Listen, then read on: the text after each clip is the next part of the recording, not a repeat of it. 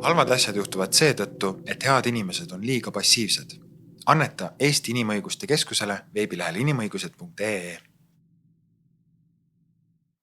Tere tulemast kuulama Eesti Inimõiguste Keskuse podcasti. 4. episood on meil hetkel käsil. Täna on meil stuudios Marina, kes räägib oma perekonna loo. Ja pärast seda on meil külas keskuse strateegilise hagelemise ekspert Kelly Krostal, kes räägib siis keskuse perspektiivist Marina ja Jelena juhtumis. Tervist, Marina! Tere! Võib-olla sa räägiksidki kõigepealt oma perest, ja siis läheksime juba selle juurde, mis probleem teid tabas ja kuidas te olete sellega tegelenud. Et lihtsalt tutvustada ennast kõigepealt. Ja, meie pere on alates 2009, et üle 10 aasta oleme koos.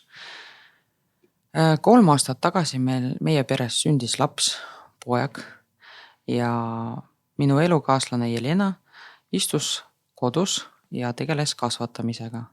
Ja nüüd meie peres tekkis selline probleem, et kuna laps sai 3-aastaseks ja Jelena ikkagi meie koos otsustasime, et tegeleb kasvatamisega ja tööle ei lähe.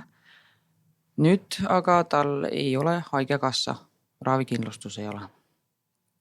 Pöördusime Sotsiaalkindlustusametisse ja tuli välja, et kooselu lepinguga isikut ei saa seda, et ainult abielu paaride puhul kehtib see võimalus. Selge. Ja peale seda otsustasime pöörduda Inimõiguste Keskusse ja seal toredad inimesed aitasid meid ja advokaatidega pöördusime kohtusse. Aga praegu olukord on ju selline, et sina käid, eks ole, tööl ja Jelena on siis teie pojaga kodus. Ja. Ja probleem tekkiski just sellel momendil. Ma saan aru, kui juhtuski siis see olukord, et Jelena oli lapsega kodus, aga samal ajal ei saanud ravikindlustust. Ja. Just. Aga kuidas see on teie sellist igapäevaelu peres mõjutanud? Mis tundeid see on teis tekitanud? Ebakindlus tunne, sellepärast, et kui juhuslikult juhtub nii, et Jelenale on kiiresti vaja arsti abi, siis me peame kuskilt raha otsima selleks, et kunagi ei tea, kõik teavad, kui kallis see tasuline ravi on. Ja me eelmine nädal muidu käisime juba ja pidime maksma ise nüüd. Et juba on olnud juhtumid, kus te peate kulutama raha palju rohkem võrreldes teiste peredega selleks, et... Muidu visiiditasu maksab 5 €, me juba maksisime peaaegu 30 € visiiditasu. Ja, muidugi need summad on suured. Teil on ka üsna väike ja noor poeg, et kas te olete mõelnud selle peale ka, et kuidas see võib mõjutada teie poega, teie poja elu, kui peres ongi selline olukord, et ei ole seda kindlustunnet ja... Jah, et kui me mingil põhjusel ei saa, siis tuleb välja, et Jelena peaks tööle minema, ehk siis vähem aega emal lapse jaoks, siis ta peab tööl käima ja laps rohkem iseseisvalt olema või teiste inimestega. Muidu ta augustis läheb juba lasteaeda, aga ikkagi. Ja. Vanemad on vanemad. Muidugi, loomulikult. Te pöördusite, eks ju, kõigepealt Sotsiaalkindlustusametisse selle murega. Ja. Et mis vastus sealt täpselt tuli? Seal tuli vastus, et kuna need rakendusaktid on puudu veel, ehk siis ei ole võimalik, ei ole mingit alust võimaldada ravikindlustus. Ehk siis lihtsalt selle pärast, et kooseluseadus justkui on olemas, aga rakendusaktid on veel vastu võtmata. Täpselt. Et see tegelikult tekitab sellise ebavõrdse olukorra.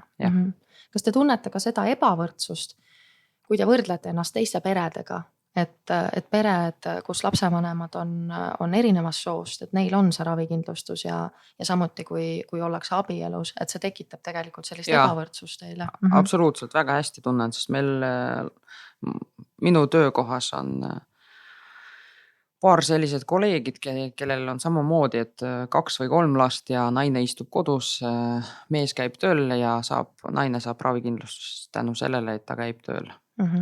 Aga meie puhul see ei kehti. Ja, arusaadav.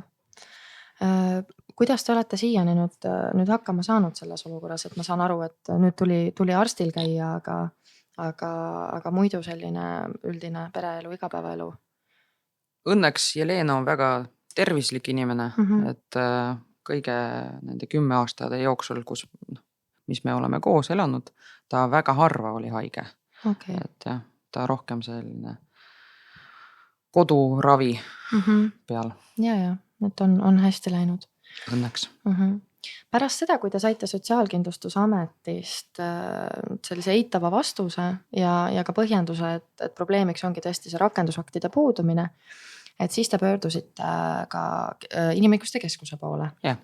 Ja lõpuks siis ka tegelikult alustasite kohtuteed. Et kas see otsus, et päriselt minna kohtusse, kas see tuli kergelt või kuidas te selle otsuseni jõudsite? Ega see ei olnud väga raske, kuna arusaadav on, et see on ainukene tee. Muud teed kahjuks meil ei ole. Sellepärast nagu suht kindel otsus oli. Arusaadav. Millist suhtumist advokaatide poolt kogesite, et kas nemad olid toetavad selles küsimuses ja kuidas te seda tundsite, et kui te nüüd pöördusite? Ja, advokaadid olid väga huvitatud ja väga positiivselt meelestatud, jah. Et see on väga tore. Et tajusite toetust, väga tore. Nüüd see protsess kestab veel edasi, et olete te mõelnud ka selle peale, et kui see otsus nüüd tuleb, et kui palju see teie elu muudaks, kui nüüd olekski tegelikult võimalus saada see ravikindlustus ka Jelenale, et mis See muudab väga palju. Esiteks see kindlustustunne, et nüüd ei pea kartma, et näiteks öösel ärkad ja oled haige ja siis kohe pead muretsema raha peale, arstiabi peale, et lihtsalt saad kas või kiirabi kutsuda ja kohe haiglasse pöörduda, et ei pea mõtlema. Ja ma saan aru ka seda, et mitte ainult meile see suur abi, et see kaasus kohtus aitaks paljude peredele. Loomulikult, muidugi, kes on sarnases olukorras, eks ju. Absoluutselt. Kui nüüd see ravikindlustuse teema korraks kõrvale jätta, siis kuidas te üldse tunnete, et kuidas teil on samasoolise perena Eestis elada? Et milline on inimeste suhtumine teisse ja kas pigem toetav ja avatud või olete ka sellist negatiivset või tõrjuvat suhtumist kohanud? Siiamaani õnneks kõik läks hästi, et minul on väga hea töökoht, et kus ei ole mingit diskrimineerimist, et kõik on väga hästi, et väga paljud inimesed tunnevad meid suht kaua, ammu ja toetavad ja on meie poolt. Seda on väga tore kuulda. Ma muidu ootan seda aega, millal me lähme lasteaeda lapsega. Aga muidu olen kuulnud teiste peredest, samasoole peredest, et kõigil on väga hästi kõik. Et lasteaias ka mõistlikult suhtuvad sellesse. Väga tore. Eks ühiskond ongi selles mõttes ka edasi arenenud. Absoluutselt, jah. Väga, väga palju võrreldes 10 aasta tagasi näiteks. Et tunnete ise seda vahet ajas? Väga. Okei, selge. Aga suur aitäh sulle, Marina, kirjeldamast oma pere olukorda ja oma lugu täna. Aitäh sulle tulemast. Aitäh teile. Halvad asjad juhtuvad seetõttu, et head inimesed on liiga passiivsed. Anneta Eesti Inimõiguste Keskusele veebilehel inimõigused.ee. Tere tulemast kuulama jälle Eesti Inimõiguste Keskuse podcasti ja täna on meil stuudios strateegilise hagelemise ekspert, keskuse enda töötaja Kelly Krostal. Ja Kelly räägib siis meile ühe pere kaasusest, mis siis saabus meile keskusesse juhtumina juunikuu algul ja Kelly siis kirjeldab seda kohtukaasust ka juristi perspektiivist täna. Tervist, Kelly! Tere! juuni algul siis pöördus keskuse poole üks perekond. Kas sa palun kirjeldaksid nende lugu ja seda küsimust, milles nad meie poole pöördusid? Ja tere kõigile veel korra, et Marina ja Jelena lugu on mõnes mõttes huvitav ja spetsiifiline ja natukene võib-olla juriidiline, kui ma seda hakkan selgitama, aga teistpidi see on selline üsna tüüpiline näide, mida on meile kaasa toonud siis kooseluseaduse rakendusaktide puudumine. Et Marina ka ise kirjeldas, et selliseid perekondi on päris palju tegelikult, kes on siis lapsi lapsendanud ja kooseluseaduse rakendusaktide puudumise tõttu jäänud sellisesse omapärasesse olukorda, kus neile on justkui õigused antud, et Eesti riik on andnud loa sõlmida kooseluleping. Seda see paar tegi, Eesti Vabariik on andnud loa lapsendada laps, kui see on siis teise perekonnaliikme poolt sünnitatud. Ka see võimalus neile anti, justkui kõik õigused on olemas. Ja kui kooseluseadust kunagi kirjutati ja sealhulgas selle rakendusakte, siis oli tegelikult ette nähtud selles ka selline punkt, et täpselt sarnaselt siis abielupaaridele on ka kooseluperedel õigus saada haigekassa sellisel juhul, kui üks pool töötab ja teine jääb lapsega koduseks peale lapse 3-aastaseks saamist. Aga teatavasti pole rakendusaktid jõustunud. Ja seetõttu siis Jelena ongi sellises olukorras, et justkui oleks see õigus, justkui ei ole ka, ehk et on täna kodus, tal ei ole seda ravikindlustust, tal on selline ebainimlik ja õiguskindlus puuduv olukord. Kas sa selgitaksid korraks veel seda kooseluseaduse ja just rakendusaktide vastuvõtmise temaatikat, et nii-öelda tavainimesele, kes ei ole ka selle kooseluseadusega võib-olla nii kursis, et mida see praktikas tähendab, et rakendusaktid on tegelikult praegu Eestis vastu võtmata inimeste igapäevaelu arvestades? Võib-olla võiks tuua sellise analoogia, et kooseluseadus ise on nagu inimese siis luustik. Ehk et sul on olemas käeluud, jalaluud, selgroog, pealuu, kõik on olemas, aga puudu on kogu see asi, mis tegelikult siis ühe inimese, ühe seaduse tööle paneb, puudu on lihased, nahk, nii edasi. Ehk et sul on antud suures plaanis õigus püsti seista. Aga see rakendusaktide puudumine toobki kaasa siis sellised pisikesed detailid, mille pärast sa pead kogu aeg minema kohtusse või oma õigustest nõudma. Ehk et näiteks rakendusaktides oli ette nähtud ka selline võimalus, et koos kooselupaari saavad esitada tuludeklaratsiooni. Seda nad näiteks täna teha ei saa, kuigi justkui oleks rakendusaktid olemas, oleks see võimalik.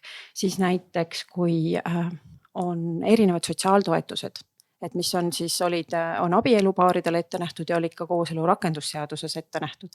Neid toetusi võib olla palju, näiteks kas või selline toetus, kui üks partnerites peaks tsiviilmissioonil hukkuma, siis isegi selline asi oli seal ette nähtud.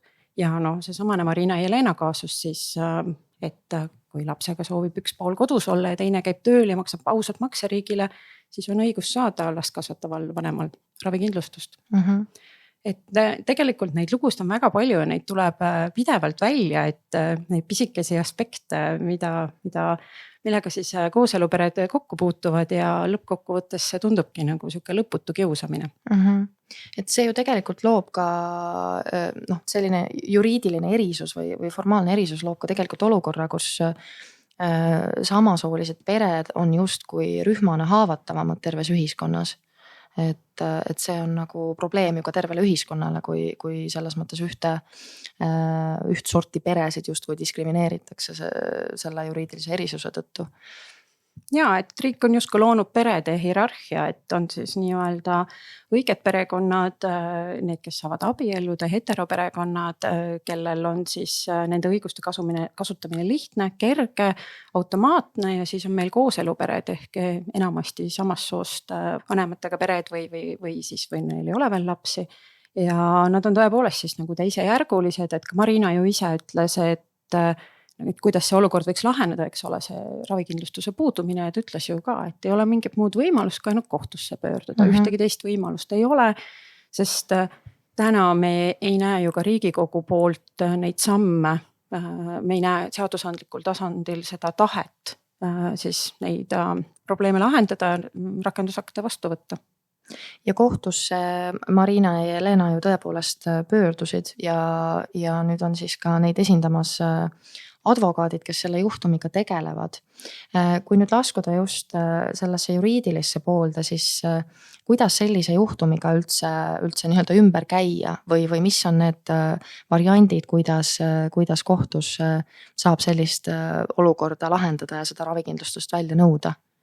Tõepoolest, et meil on hästi hea meel, et me teeme koostööd nii paljude toredate advokaadibüroodega, kes kas täitsa vabatahtlikult või tegelikult marginaalse töötasu eest meid nende kaasuste juures aitavad, et meil on ju küll Inimõiguste Keskuses omad juristid ka, aga kuna need kohtuvaidlusi on tihti väga pikad, need nõuavad sellist ka väga suurt teadlikkust kohtus käimises kui sellises, siis meil on väga hea meel, et advokaadibüroo Sirel ja partnerid ja nende advokaadid siis Kalle-Kaspar Sepper ja Tõnis Loorits on meile appi tulnud ja mis selle kaasuse juures, võib-olla, kuidas sellele läheneda, meie oleme otsustanud, et kooselupaaride õigused on põhimõtteliselt põhilised inimõigused. Et see, et rakendusaktid on puudu, ei ole mingi vabandus riigile siis tekitada olukord, kus kooselupered ei saa nende õigusi kasutada. Ja me ütlemegi ka siis oma kaebuses täpselt niimoodi, et see on tegu põhiõiguste rikkumisega ja et siis rakendusaktide vastuvõtmata jätmisest tingitud õiguslünka saab ületada läbi erinevate tõlgendusmeetodite ja tegelikult me palusime veel kohtul hinnata, ega ei ole üldse tegu siis põhiseaduse vastase olukorraga. Ehk siis see kooseluseaduse rakendusakti puudumine ja see, et see tõttu ei ole ravikindlustus võimaldatud ühele perele ja mitmele sarnasele perele veel, et see võib tegelikult hoopiski põhiseadusega vastuollu minna. Jah, me tegelikult palume siis hinnata hoopiski sotsiaalmaksu seaduse ühte konkreetset sätet kohtul, et ega see ei ole tänaseks muutunud tõepoolest põhiseadusega vastuolus olevaks rakendusaktide puudumise tõttu. Ja see on siis juba ka Sotsiaalkindlustusameti valdkond, eks ole, see sama ravikindlustuse määramine ja nii edasi. Täpselt. Sa mainisid, et tegelikult neid probleeme just kooseluperedega on päris palju, millega nad igapäevaelus peavad tegelema ja kus on selline ebaõiglus ja ebavõrdsus võrreldes erisooliste peredega. Et oskad sa veel kommenteerida või kas on aastate jooksul keskuseni jõudnud veel mingid sellised analoogsed juhtumid, kus ongi konkreetne probleem tekkinud perel igapäevaelus just sellel põhjusel, et tegu on kooseluperega? No tegelikult kõige rohkem on meie poole kooseluseaduse rakendusaktide puudumise tõttu pöördutud siis nii-öelda elamislubade valdkonnas, et inimesed, kes on siis sõlminud kooselulepingu ja üks osapool on olnud Eesti kodanik ja teine on siis olnud kolmandast riigist, on see siis India või on see Valgevene või mõni teine riik, mis Euroopa Liitu ei kuulu, et nendel on see suur probleem siis sellega, et neil ei ole elamisloaks alust ja nad ei saa siin koos elama asuda, et jällegi tegelikult rakendusaktid nägid ette või näevad siiani ette seda, et ka kooseluperedel oleks siis võimalik elamisluba saada siin Eestis, et kui üks pool siis ei ole Eesti elamisluba ei ole või tegu ei ole siis Eesti kodanikuga. Ja neid vaidlusi on tegelikult palju olnud ja siin teised tublid juristid on kooseluperesid selles valdkonnas väga edukalt esindanud ja ju tegelikult nii õiguskantsler kui Riigikohus on nüüd ka öelnud, et tegelikult ikkagi kooseluperedel peab samamoodi olema õigus oma pereelu siin Eestis elada ja see kuulub siis nii-öelda pereelu kaitse valdkonda. Loomulikult. Kui nüüd minna tagasi Marina ja Jelena juhtumi juurde, siis kuidas praegu see juhtum edasi läheb? Et ma saan aru, et kohtuveskid jahvatavad ja see kõik võib tegelikult ka aega võtta, enne kui nüüd reaalselt mingi otsus kohtust ka tuleb. Ja, et me oleme kaebuse ära esitanud ja me ootame siis hetkel kohtuotsust, et kas meil tulevad istungid, mis siis tähendab reaalset vaidlemist ja oma seisukohtade eest seismist kohtus või tuleb meil kirjalik menetlus, et praegu me just ootame seda, et siis teame, kuidas sellega edasi minna, aga tõepoolest on nii, et kohtuveskid võivad ka väga pikalt jahvatada, see võib võtta aega mõni kuu, aga pole välistatud, et kohtutee kulub mitu aastat.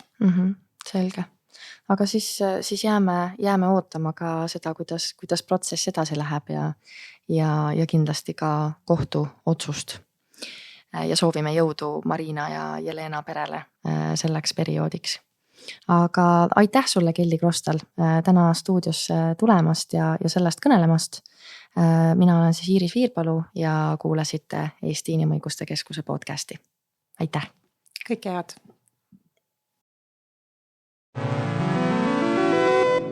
Halvad asjad juhtuvad seetõttu, et head inimesed on liiga passiivsed. Anneta Eesti Inimõiguste Keskusele veebilehel inimõigused.ee.